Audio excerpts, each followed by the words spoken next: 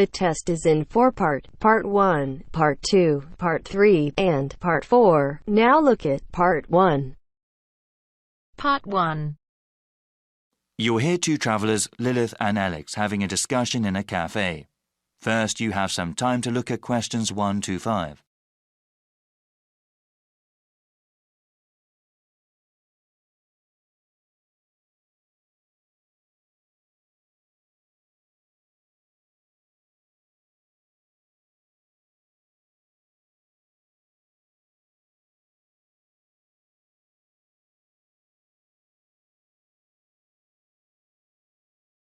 Now we shall begin.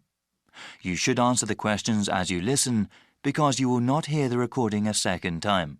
Listen carefully and answer questions 1 to 5. Hey, Alex, are you okay? I was worried something happened. Oh, sorry for being late. I drove down the wrong highway and got lost. Don't worry, it's only been 20 minutes. Actually, I just looked at some Austin tourist websites. I got some tea. You want anything? Yeah, I think I'll have some tomato juice. It's just what I need right now. Yes, it's really hot and humid out right now. I think I'll get iced tea this time around. So you went on the wrong highway, huh? For sure. I've never driven in this area before, right? So after I pick up the rental car from the airport, I try to follow the map to the downtown area here. Unfortunately, there was a lot of road construction going on, and I went south on the highway instead of going north. After a few minutes, I realized I was going the wrong way, so I exited the highway and came back up here. Well, I'm glad you're here, okay? Did everything go well at the car rental place? Oh, yeah, it went very well. The business owner was kind of a strange person, really tall and thin. He had a bushy beard and moustache. He was also wearing a cowboy hat. I'd never quite seen anyone quite like that before.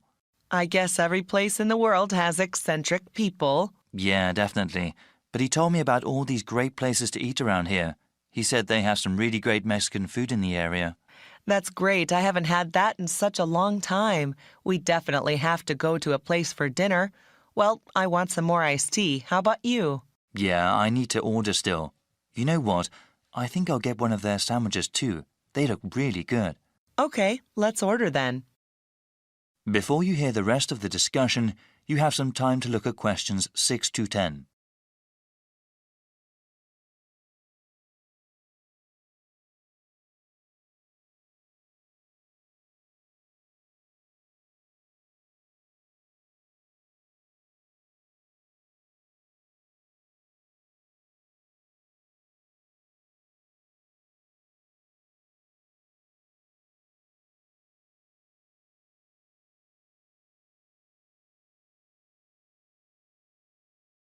Now listen and answer questions 6 to 10. Now then, what are we going to do today? I was thinking it would be nice to see the state capitol and then maybe the university. Well, according to the website, let me see. The state capitol has tours only on Mondays, Wednesdays, and Fridays. Yeah, if we went there, it would be much better to go on a guided tour. Oh, wait. Yes, there are tours on Mondays, Wednesdays, and Fridays, but also on Saturdays. The university site lists a lot of places that are interesting, so maybe we can spend most of the day at both the Capitol and there. We should definitely go to the lake after that as well, and even spend the night camping there. Great plan. Is there anything else you found online? Yeah, I know you studied biology, so I was thinking that the park would be good. They have a pretty unique collection of trees and plants. They are open Monday through Saturday, so we can go there anytime. There's also the mountain. There are some photos on the website. It looks like they have some great views of the city, and I definitely want to do some hiking. Yes, we would have to take another day for the park and the mountain. But you know, the guy at the rental place was talking about the weather. It seems that there will be a pretty bad storm coming tomorrow. We need to plan around that since it won't be good to be outside when it comes. Certainly not. It's not worth hiking somewhere if the weather is terrible. You know, we can go to the park and the mountain today and then go to the indoor places, the Capitol and the university tomorrow. It'll be hard to get around in the rain, but at least we'll be inside. I agree. By the way, how much are these places? All of them are free except for the park. Wait, I'm not sure about the Capitol tour. Yeah, they don't charge anything for the guided tours. All right then, we'll go hiking first and then relax at the park. Then we can camp at the lake. We'll go to the capital and the university tomorrow. Yeah, this is one of the best universities in the country, especially known for their art programs. Really? Yeah, I heard about that. They have some art galleries there too, ones with some good modern art. Wow, it seems like that's a lot for us. Yeah, I'm really excited about camping at the lake. The sunsets are supposed to be beautiful there. That is the end of part 1.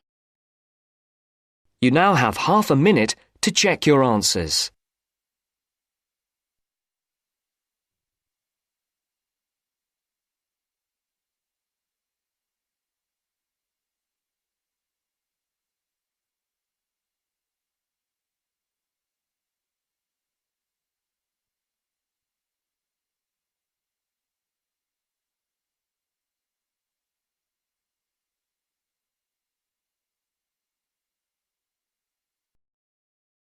Now turns to part 2. Part 2. You will hear a doctor from a medical center giving some information about the center. As you listen, answer questions 11 to 20. First, you will have some time to look at questions 11 to 14.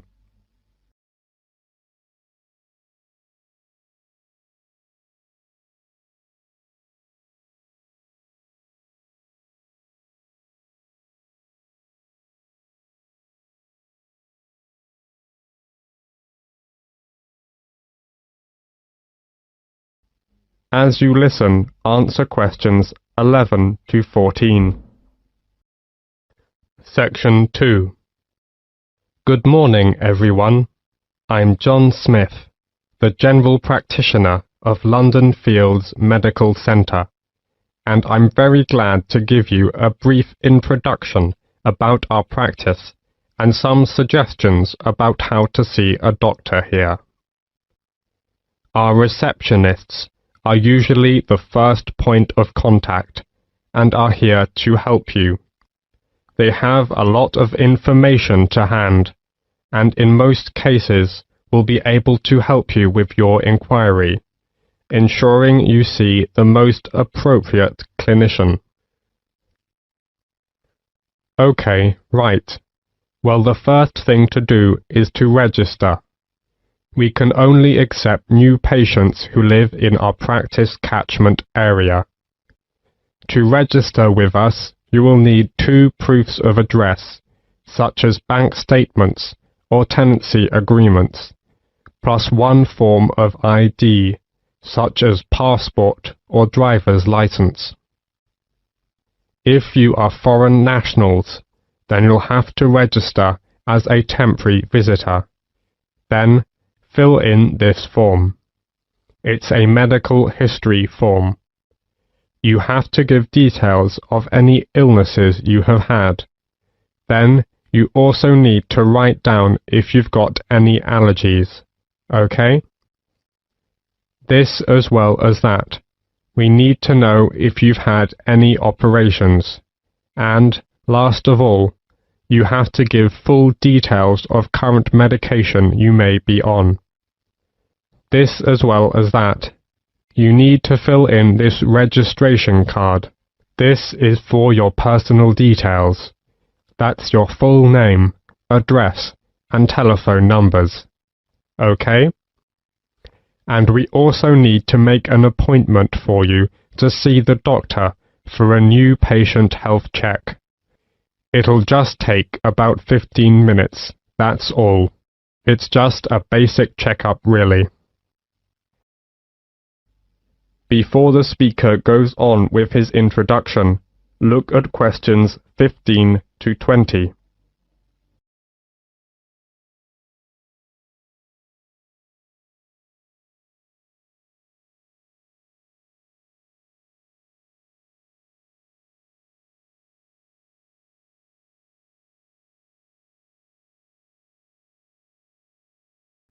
Now listen to the continued talk and answer questions 15 to 20 by choosing the appropriate letters. Okay then, let me tell you something about the health centre. We have 5 GPs here, general practitioners. We also have a practice nurse who looks after minor injuries. She can also administer some treatments. We also have a chiropodist. That's a foot specialist. She's private, which means you have to pay for the service, unless you're over 65. If you want to see a doctor, you have to make an appointment first. Please call our main switchboard number on 0207 923 8100 to book an appointment at either our main practice or one of our branch surgeries. You can also email for an appointment on londonfieldsmedical@nhs.net. Urgent cases are seen on the day. If your condition is non-urgent, you can expect to see a GP within 2 working days, though you may have to wait longer if you want to see a particular GP. If it's an emergency, you'd better come straight here to the centre. One of the doctors can usually see you. Or you can go to the emergency department at the hospital in town. If you are very sick, you can ask for a home visit as well. On Friday afternoons, we have an open surgery, which means you can come along and just wait to see a doctor. But you may have to wait for several hours. So it's much better to make an appointment and come at the specified time. Usually, when you see a doctor, you'll be given a prescription for medicine which you need to take. Or you can choose to go to a pharmacist in a chemist's shop. If the doctor decides that you will need the medication for a long time, you will be given a repeat prescription form. This allows you to get a further supply without seeing the doctor again. You simply leave the repeat form here a few days before you need it. Then you pick up the medication at the chemist's. Oh, you may wonder how much this all costs. Well, there is no charge for seeing a doctor. You can make an appointment any time to see one of our doctors, and it will not cost you anything for the consultation. However, you need to pay for the prescription, and the cost varies with the medicine, but it's usually just a few pounds. Nevertheless, in some situations, such as pregnancy, the prescription is then free. All right, do you have any other questions? That is the end of part 2. You now have half a minute to check your answers.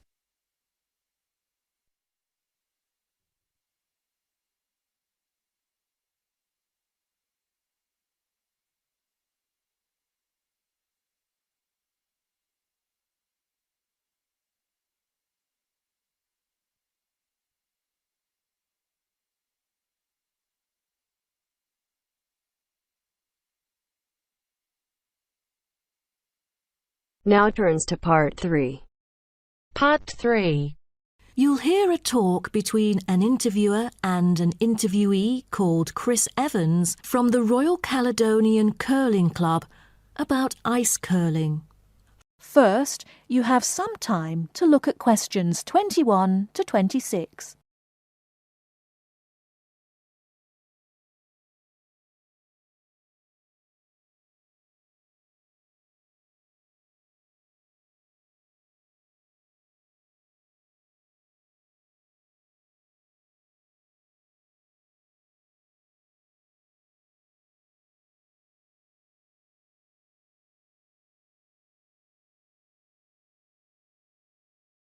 Now listen carefully and answer questions 21 to 26. Today, we're pleased to have on the show Chris Evans from the Royal Caledonian Curling Club. Now, let's welcome Chris to tell us something about ice curling. Chris, please. Thank you. It's my honour to briefly talk about ice curling here to all of you. So let's start with what curling is. Curling is a sport in which players slide stones on an ice rink towards a target area which is segmented into 4 concentric circles.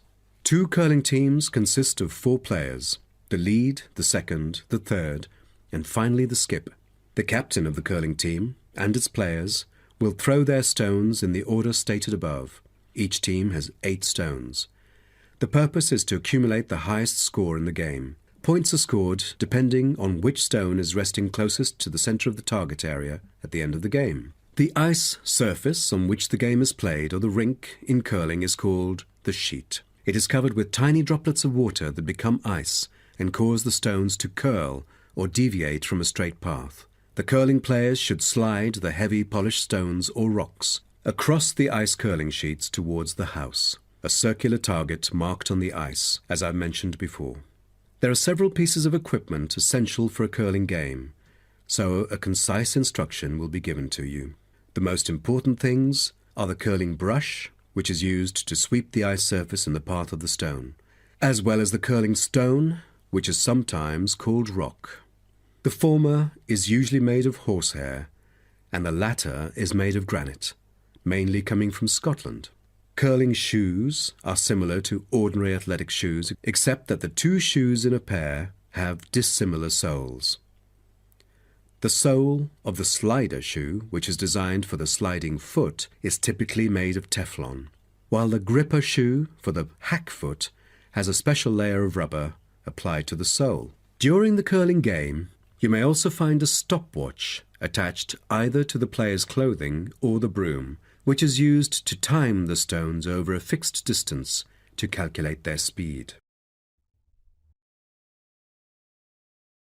Before you hear the rest of the talk, you have some time to look at questions 27 to 30.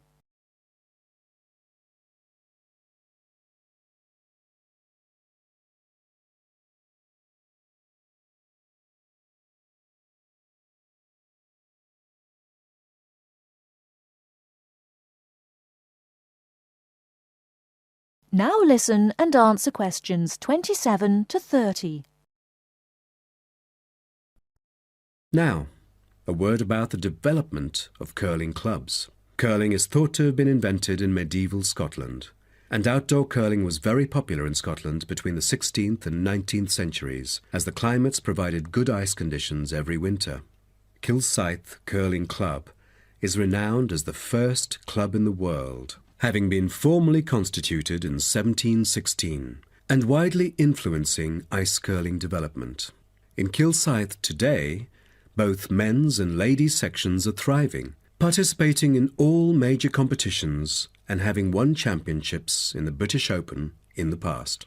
The mother club of curling, Grand Caledonian Curling Club, was instituted in 1838 for the purpose, not as such to attract people's interest, but to regulate the ancient Scottish game of curling by general laws.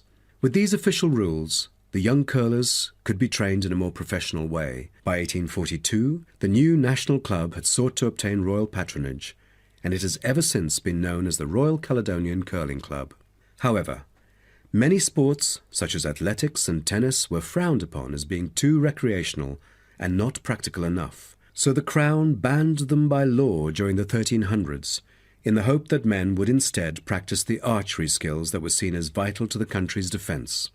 And the ban was lifted in the 17th century. So, do you know the reason for curling being kept during the 16th century? Is it because it was so popular, or because people from all ages like children could play it? The spirit of curling dictates that one never cheers mistakes, misses, or gaffes by one's opponent. And most importantly, all the team members should strictly follow the instructions of their captain, which is essential for men in battle. Curling was brought to Canada from Scotland, and some curling was played informally before 1800. Curlers often used iron curling stones made from melted materials such as cannonballs rather than granite until the early 1900s, because there were transport problems importing granite stones from Scotland. That is the end of part 3. You now have half a minute to check your answers.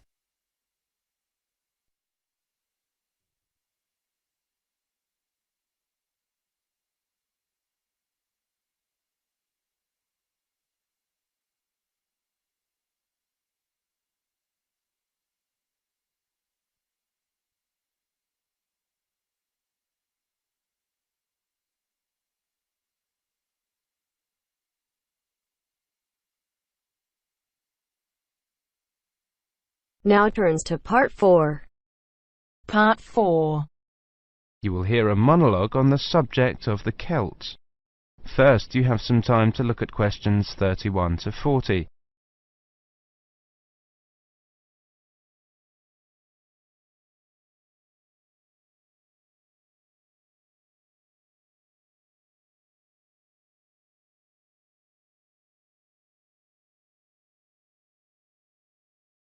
Now listen carefully and answer questions 31 to 40.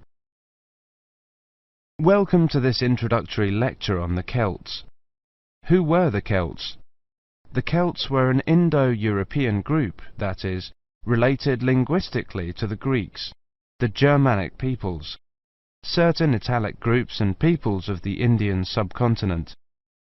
They arose in Central Europe at the beginning of the first millennium BC, and were an iron-using and horse-rearing peoples. By the end of the first millennium BC, their cultural group had spread up and down the Danube and Rhine, taking in Gaul, Ireland and Britain, across Central Europe into northern Italy and northern Spain.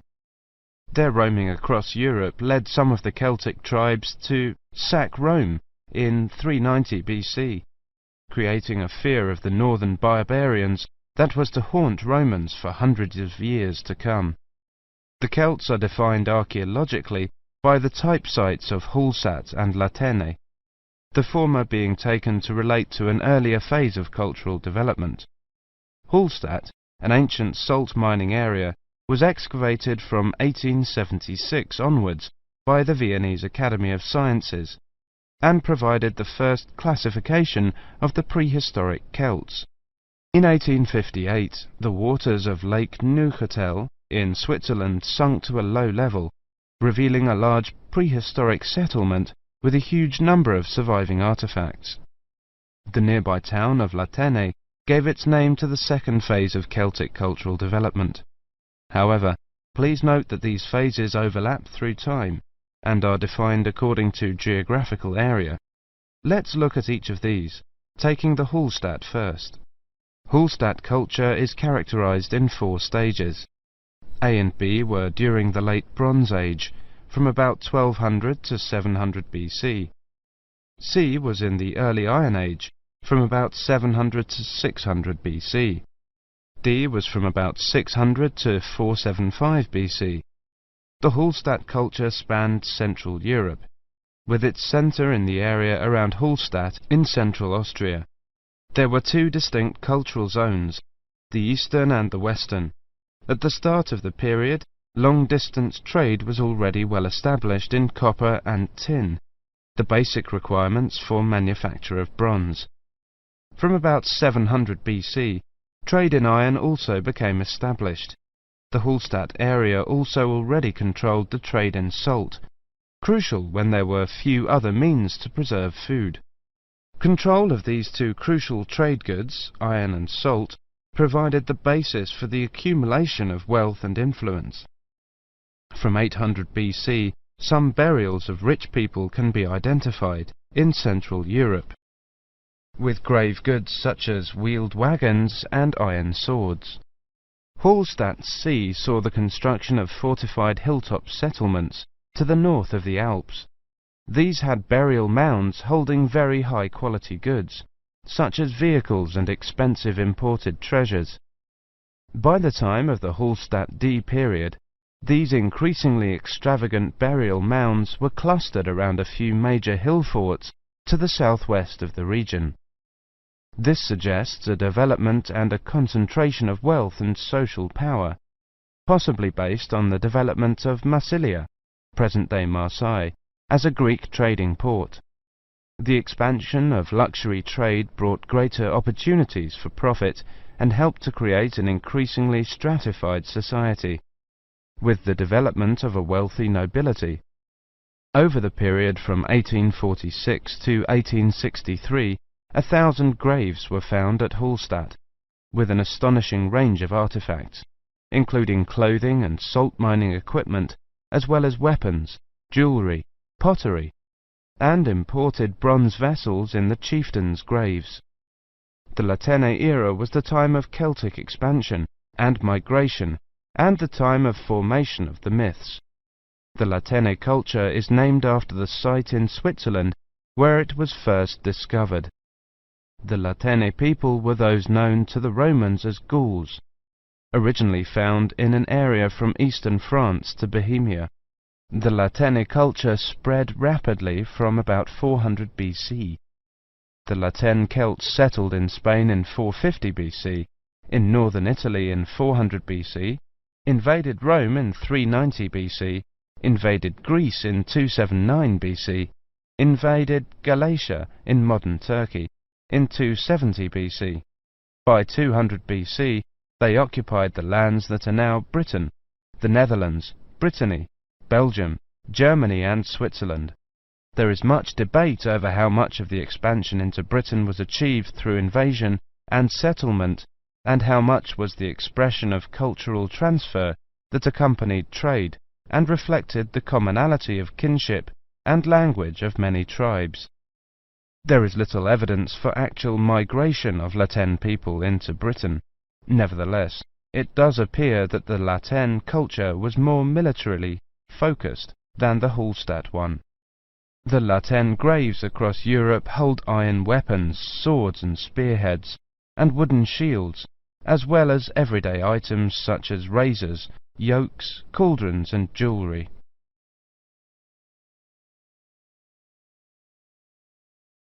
That is the end of part 4. You now have half a minute to check your answers.